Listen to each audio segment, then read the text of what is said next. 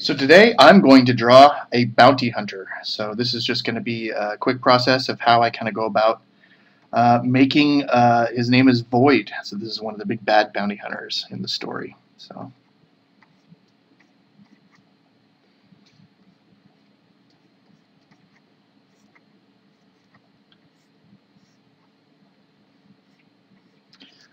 in the universe, these guys are all employed by the company as freelancers, and they all kind of try to grab Phil and Mantis because that's a payday. That is a payday. So that's what all these guys are doing.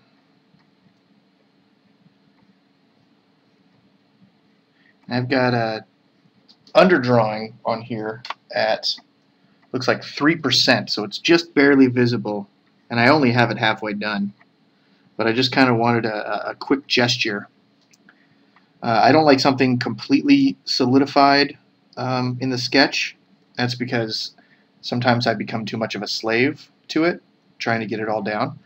But if it's just enough to kind of understand what I'm looking for, it becomes just more of a guideline, and then I have to make up the other parts to where there's a little bit more of a flow, and make it up as you go. That my work definitely has. Hopefully, I see it as a quality, that there's a liveliness to it, and that's because nothing is fully ever planned 100%. Just the guidelines, and then hopefully like jazz, you kind of see the beats, and then you improv, and then you bring it back, and then you improv and bring it back, and hopefully that's how it goes, as other people see it as well. So this is one of the guys where he actually talks through his armpits. So his big armpits are actually his mouths. And with his name, he's part of a duo. They're called Null and Void.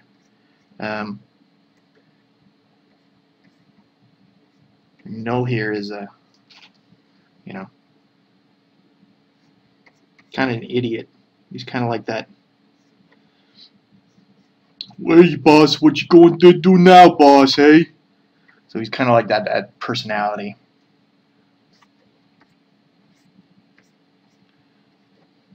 Trying to channel a little bit of that Sopranos, but like not a smart gangsta.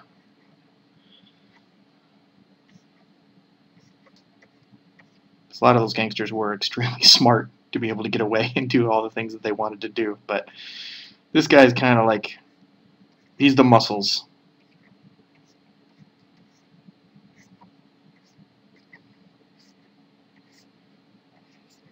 And I'm being real free-formy just because that's, today, that's kind of where I want to take this. I kind of wanted this to feel a very lively, animated, and to actually paint and talk at the same time is not generally something I think a lot of artists do on the regular. So I'm trying to do a couple things all at the same time.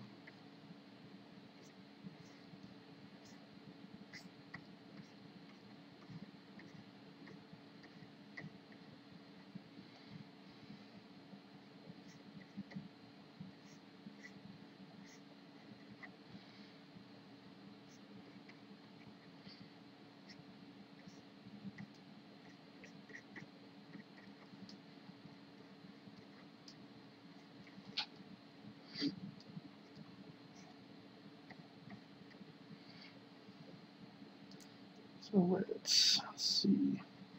Come to this underdrawing and just kind of lightly place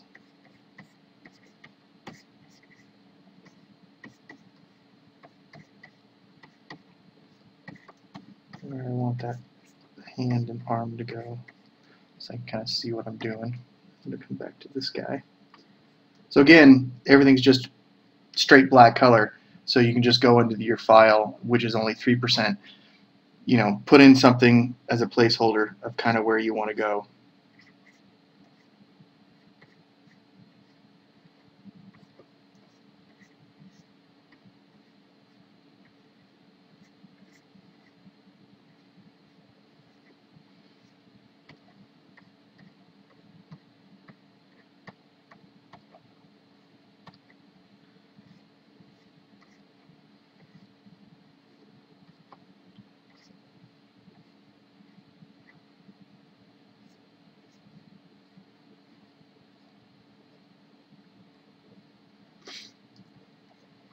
No.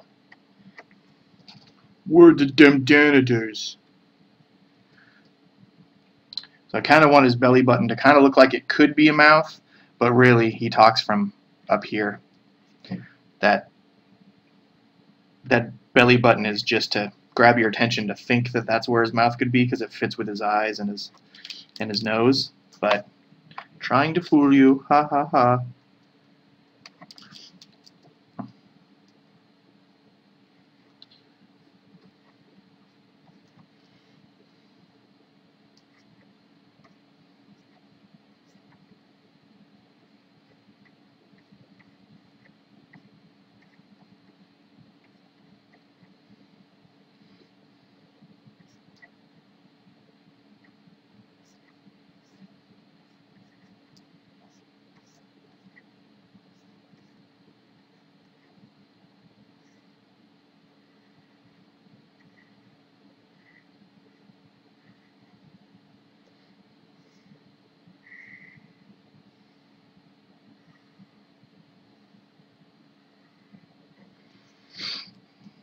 Put some more hair. You can never have enough arm hair for a badass gangster.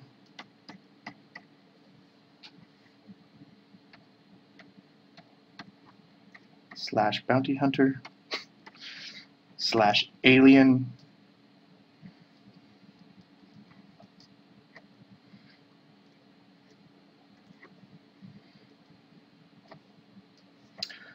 So I think I like where that's going now.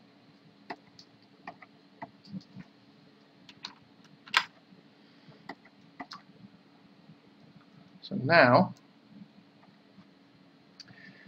I am going to start to color this guy.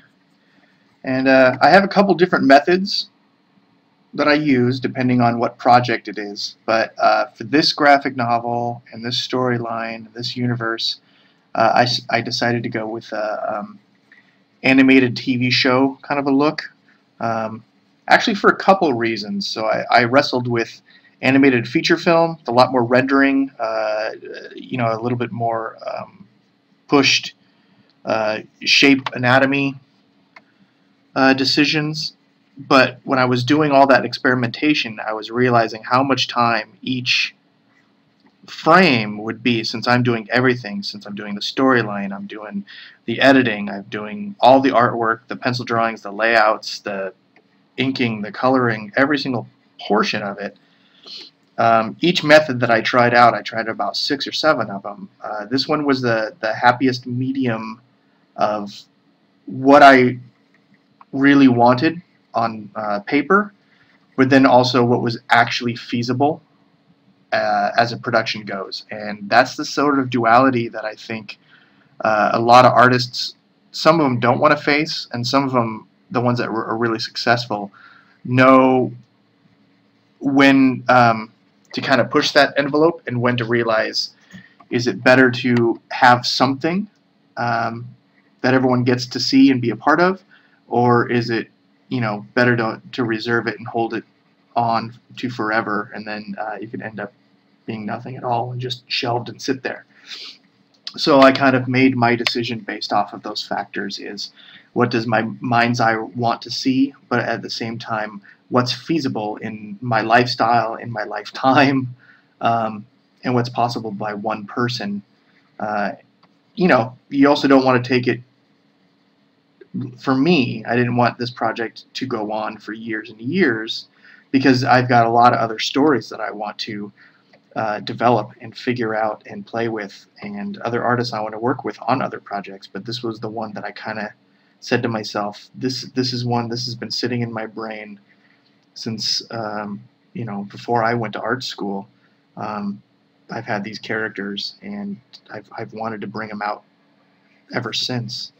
And now I feel like it's a culmination of ability and chance and opportunity. All those things kind of come up, and you know, now's that time to try to explore this. So that's what I'm doing. So I've kind of got my basic outline feel for Null.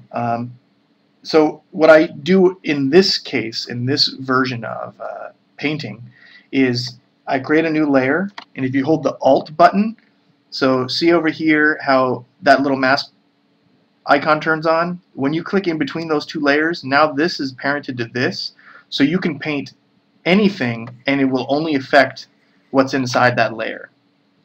So it makes it real easy to come in here and make some choices and not worry about, are you going outside the line? You don't have to worry about that stuff. And so I kind of think of like a production cell in layers. So I think of what's going to be the first layer. It's his base skin color, and his next one would be his highlights. Not his highlights, but like what's kind of happening with his skin tones as he changes and morphs throughout his body. So I'm going to come back in here on the second layer and start to kind of just push and pull and think about, well, I've already thought about this. This guy's kind of already designed, but when I am designing them, I'm thinking about different animals, different humans, different things that have design to them, so I can kind of pull off of that. Even people, you think of them as black or white or you know, skin tone, but within that there's all these variations in the skin tone. So you have freckles, you have other things. So, and every animal has that on the planet.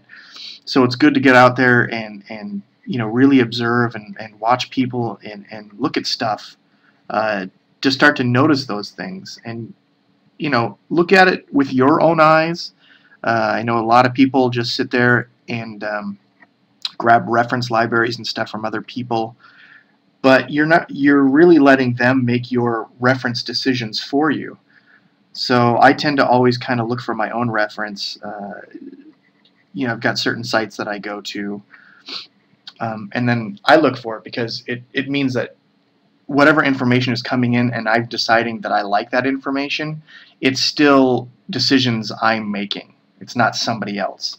And I think that's actually rather important. So do that research for yourself. Like, really find, you know, images that you like, and you do it. When you just kind of go on, I know when I was teaching at school, a lot of the students would share their big folders of reference gathering materials, and to me it's cool, but it's also a very lazy approach to doing it, because you're not making those decisions, and it's good that you make those decisions for yourself. So try to do that. You can grab those images, but a lot of times you're just like, oh, I'm making my reference choices based off of somebody else's preference, and sometimes it's a preference of somebody who was at that school, you know, 10 years ago, because it's a big file. So I digress. I'm just going to keep talking and painting at the same time, and hopefully you're still along for the ride.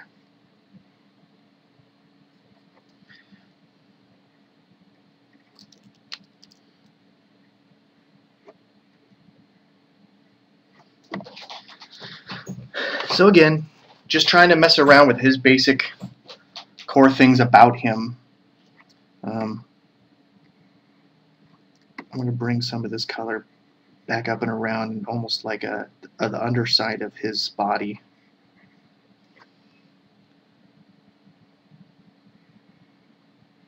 I kind of like that variation.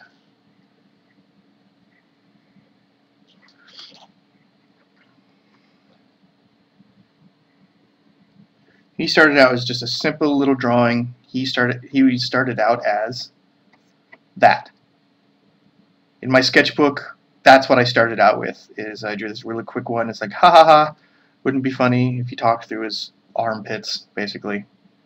I don't know if I was channeling, you know, when you make fart sounds with your armpits, and that led into actual talking, but you know, that's kind of where it started, and this is kind of where the character evolved and then becomes what he is now. So we're going to add another layer. This is really good. I do this method a lot for clients. So I put certain colors on certain layers, and that makes it much easier when a client comes back and go, that was a dumb decision. Why'd you do that? That's not the color I wanted. Could you make him all green? And it's easier, instead of having everything on one layer that you're working on, to go, oh yeah, I can do that, and then go back and bammo, and they think you're fast and accurate, and they go, wow, let's keep this guy on forever. And then, you know, that's the hope, right? So I want to color up these horns of his. So the design decisions that I also made was I kind of wanted to keep a lot of the colors uniformed on the characters. So really I only have, you know, maybe 4 tops of full different colors. And that's all on purpose, plan of attack, and that's because I knew that the environment and space and all the other things that were going to be happening were all going to be very colorful and on purpose. And sometimes it's a thin line between grotesque scenery and beauty. And so with the characters, I decided less is going to be a little bit better for the type of work that I'm going to be doing. So a lot of the characters, including this guy here, is going to be, you know, 4 or 5, and most of it is, and then there's going to be an overlay that I use. So there's a consistency that I decided that I kind of wanted as well. So you'll see. And in the concept art section on the website, I've got a bunch of different attempts of me figuring out, you know, what I wanted to say and how to say it. So you can always check that for more. But yeah, there was a lot of going back, testing, figuring out, seeing what works, seeing what doesn't, going back. It can get tiring, but it's pretty awesome when you kind of have this idea in your head and then you start to kind of see it and make a couple different versions, and then you go, oh, this has potential. I can go this way, or I can go this way, and then, you know, that turns into very fun things to do. And it's not hard to get lost in that part of the process. But again, that's when, you know, I bring up that it's sometimes you gotta kind of just go and see what happens. Because you can noodle away and say, oh, I'm not ready yet, and do this and do that, but sometimes you just got to jump in and do it. And I always think that good things come to those who just go for it, you know, who really, you know, go for the dream, go for the gusto, and see what happens. I try to remember that the worst thing you could do is not try at all. Fear is a gigantic motivator for most people you will ever meet. Fear is a giant motivator. And luckily for us in our day and age, especially if, you know, if you're well fed and you don't get dysentery from drinking water, I just don't think you have that many excuses. And I apologize if this sounds kind of rude, but you've got a lot more opportunities than most people in this world do. So it's up to us if we get these opportunities to capitalize on them, because somebody's going through some real stuff, and if they have to go through that and we don't, there's no excuse. You know, I ramble on, but you know, that's why also I'm part of Kiva, and I try to give some back. And you know, I've been to Africa and China and hopefully India this next year, and I try to go there to remind myself that these opportunities are there for me, and there are people who are happy and very awesome, living very simple lives, and are the happiest people I know. So it puts a lot of the artist perspective in my brain that what we do is really fun, but there are people out there that are making a huge difference in the world. I like to bring a little bit of pleasure and happiness to me and you, but there are people making huge differences in people, and so it puts my job in perspective that this isn't rocket science. Got to make it fun. And again, I'm sorry, I ramble when I just draw. So this is inside the mind of Brett Bean. It's a dark place sometimes.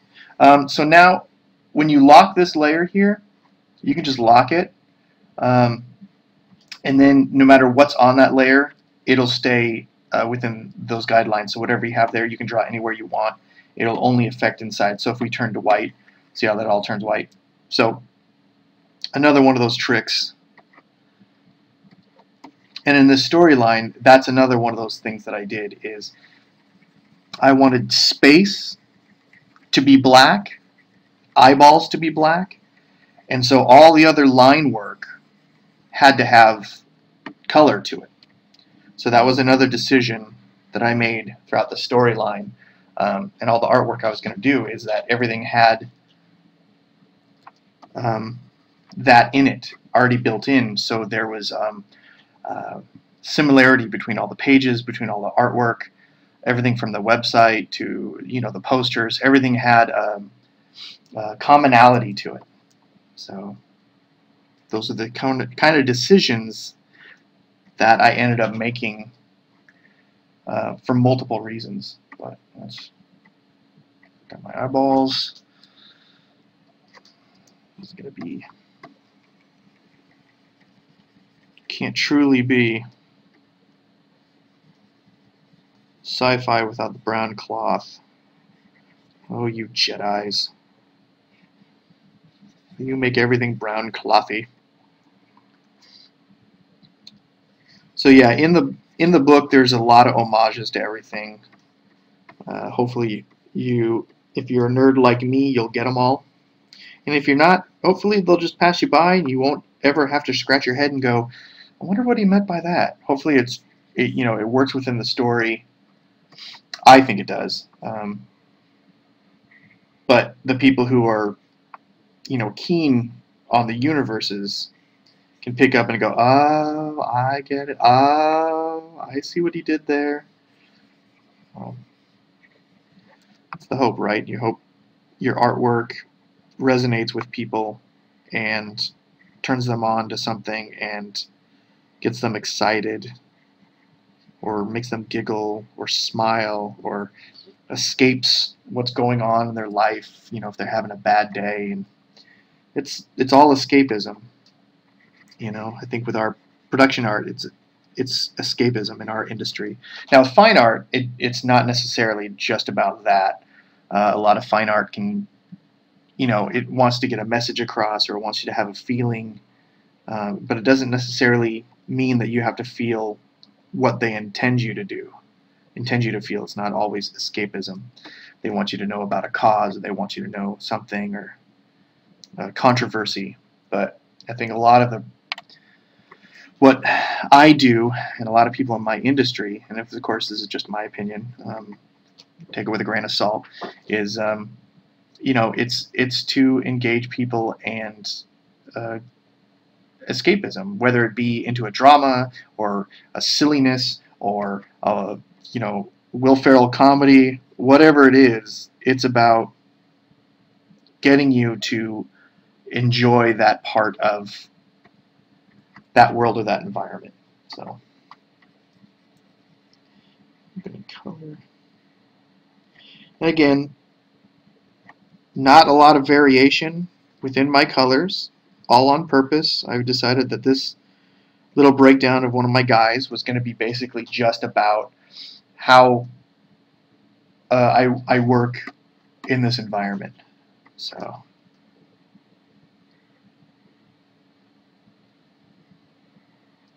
after everything's kind of set up for me, which I'm kind of liking, I will make a new layer. I will mask it to that main one. So at any time, if somebody says like, I don't like orange, you can go in there and change that. You can change the mouth. You can change all the pieces you did. So you can go back and go, oh, okay, there's all the boom, boom, boom. It makes it easier for clients, especially when they're doing this sort of work. When they don't know exactly what they want, this is really easy way to set up your file to help them and guide them into maybe what they do want. Because as artists, you're kind of being chosen for your brain. I like to think that because I would say I feel more like a designer than I am a traditional illustrator or an artist. So what they're really paying me for is my brain. That's the unique part about me. A lot of people can learn how to draw and paint, and especially in this day and age with all these tutorials, you can do anything you want just like somebody else. But how your brain functions is a big deal to a designer. So this is a really easy one. So when people say, like, I'm not sure what I want, I can give them this, and then you can sit here and go, all right, you don't like that? All right, let's give you a couple variations. All right, do you like, ooh, see, that's actually kind of looking cool too. So depending on what they're looking for, that's what you can do. It makes it very easy for them to see in real time, especially if you have an art director who's there with you, and go, oh yeah, that's kind of what I was looking for. Then you're like, bam, then you know, and you go back to work, and it's just very easy. So at this point, I'm going to turn this into overlay. This is how I'm doing the graphic novel as well. And there's just going to be two parts to it. I decided that all of my shadows were going to have hard edges, and all of my highlights were going to have a hard edge to a soft edge. And I'll show you how I go about doing that. So our hard edge, I kind of think of where the light's going to be coming down this way. So I'm going to start placing in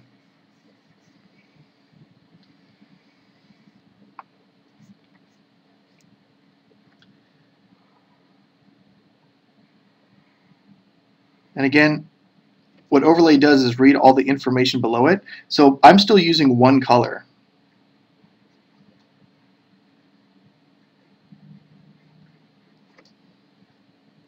But it's reading all that information and making it a little bit more rich in content with minimum effort by me. So I'm trying to use the assets that Photoshop has and use it towards my advantage. Instead of letting the design decisions be arbitrary or because Photoshop does it, that's the way. I've set up a lot of my work to do this on purpose. Of course, that all comes down to with the whole custom brush thing that a lot of people use, and my students ask, what custom brushes do I use? And the first thing I'll do is I'll make an entire drawing and painting without a single custom brush. And that's just to the point of that has nothing to do with who the artist is. You know, every artist that we're all trying to emulate never had a custom brush. The original animators at Disney, the Nine Old Men, had a pencil, and the painters had a paintbrush. So to me, we're trying to figure out how to do it, but we're missing, I think sometimes missing the point. So I try to keep my brushes to a minimum. This is definitely just for this guy, but even to that point, I don't mess with custom brushes too much. If anything, it's for background stuff, stars, special effects, stuff like that. I'll do it with, but it's not the driving force in any of my artwork. Because I figure there's just so many people that already know how to do that and kind of put that together. You don't need another one of them. You don't need me messing with that stuff. So again, I had to make these decisions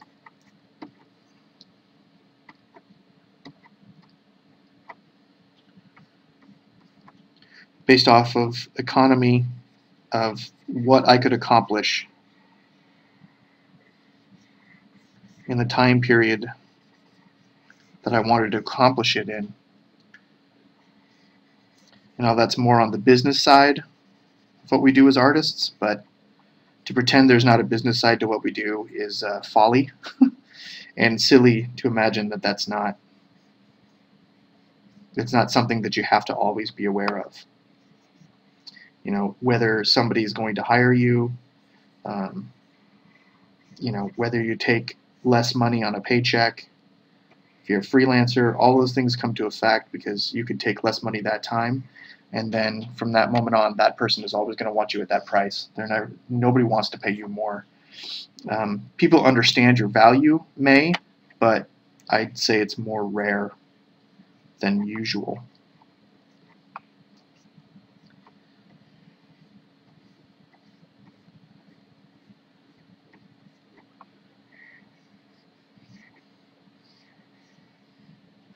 So I've got my basic setup of what I think I'm looking for. I'll do a little bit of this.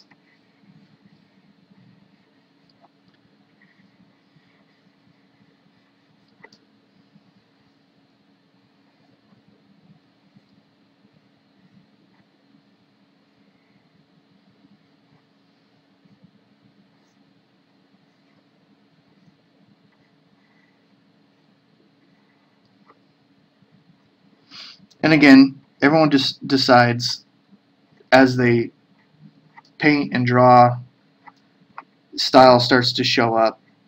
And it was an interesting quote that Neil Gaiman said was, style is just an artist's attempt at making something real, and their screw-ups is what dictates style. Style is just your screw-up of trying to be real. It's an interesting take that I can see a lot what he's talking about. So now I'm just marquee selecting some of the places that I want some highlights on. Whoops. Do that. And what I decided was that it was all going to be on the same layer, but it was going to have a hard edge to soft edge. So I'll take sections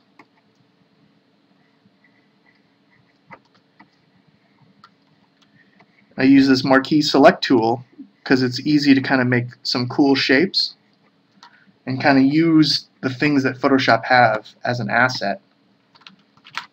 So soft to hard edges. And at the very end I'll add a little bit of overlay to pop out things that need to be popped out.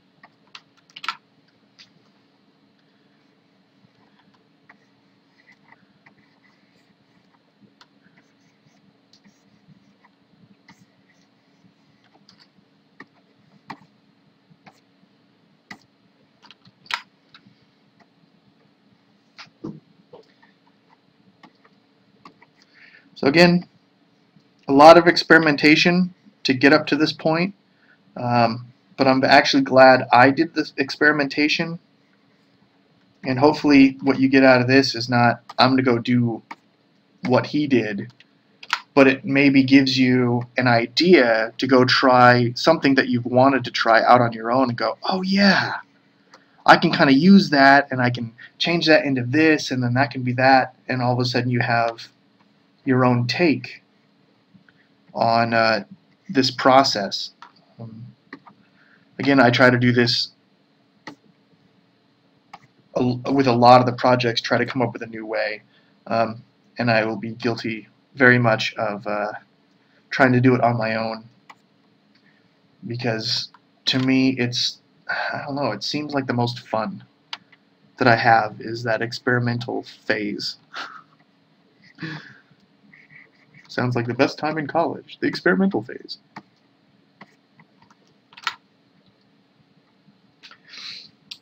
So that's my null